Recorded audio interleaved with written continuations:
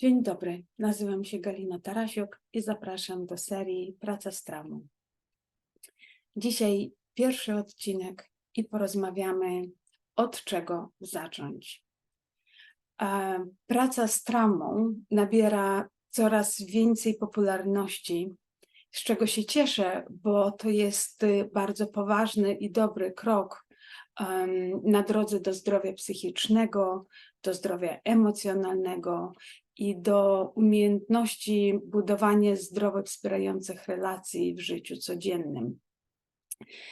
Chciałam tylko tutaj zwrócić uwagę, że popularność i dostępność nowych narzędzi, warsztatów, metod nie umniejsza powagi i kompleksowości tej pracy i też na pewno nie umniejsza bólu, którego można dotknąć w tej pracy.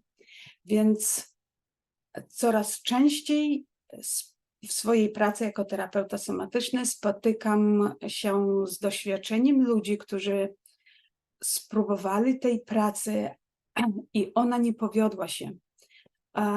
I tutaj chcę jakby zwrócić uwagę, że taka praca to nie jest rozrywka na weekend, to ma być decyzja poważna, dorosła, a z drugiej strony, jeśli decydujecie się na jakąś metodę i pracę z kimś, to też ta praca nie polega na tym, że ktoś wam pootwiera wszystkie wasze zranienia, powytyka palcem i zostawi z tymi ranami otwartymi, traumami i odeśle was do domu przeżywać ten ból jeszcze raz.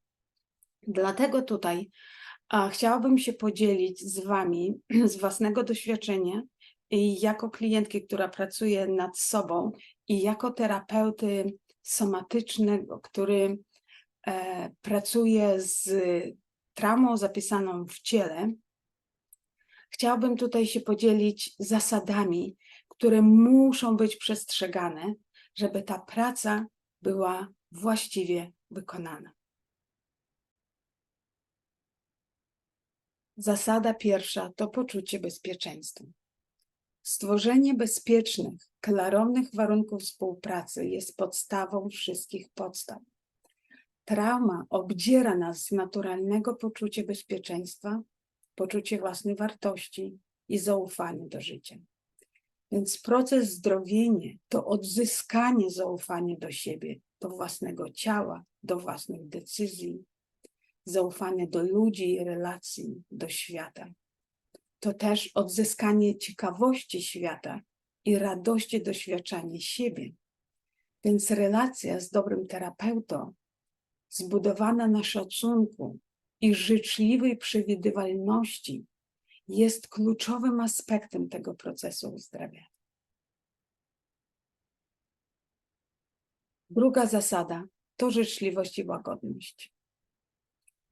I prowadzący, i klient mają zdawać sobie sprawę, że w wyniku przeżytych traum rozwojowych, transgeneracyjnych lub trudnych doświadczeń życiowych my zatracamy kontakt z życzliwością, dobrocią do samego siebie, do samej siebie. Nasz wewnętrzny głos staje się bardzo krytyczny, wymagający, osądzający.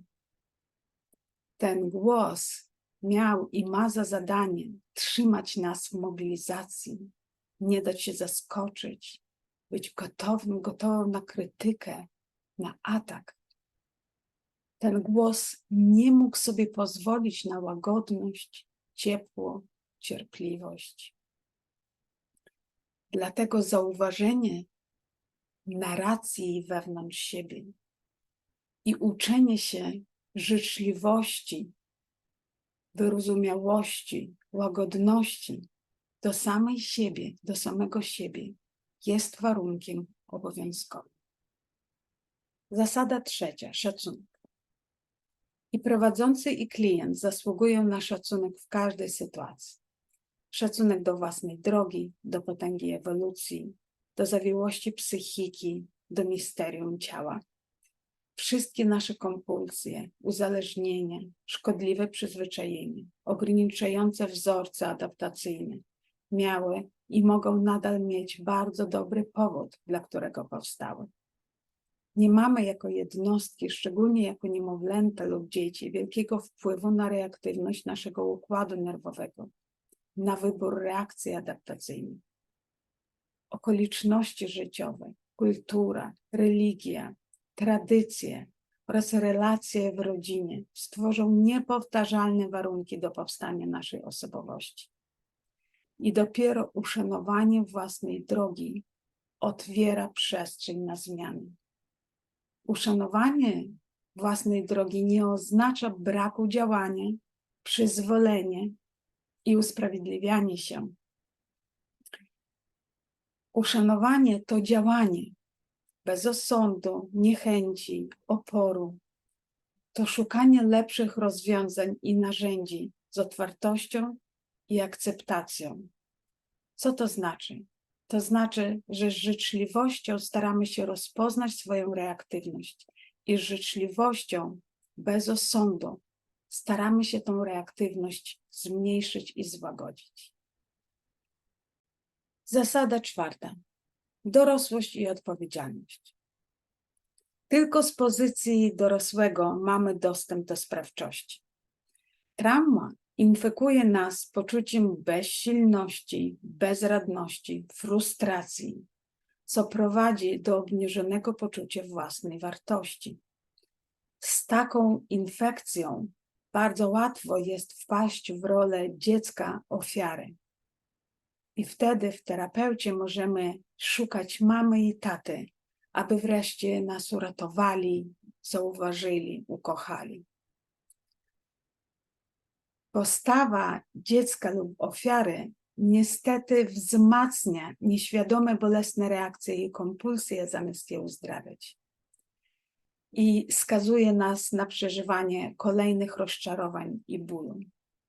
Więc postawa dorosłego wiąże się ze wzięciem odpowiedzialności za swoje zachowanie, za swoje wybory i doświadczenia, za swoje emocje i regulację emocjonalną.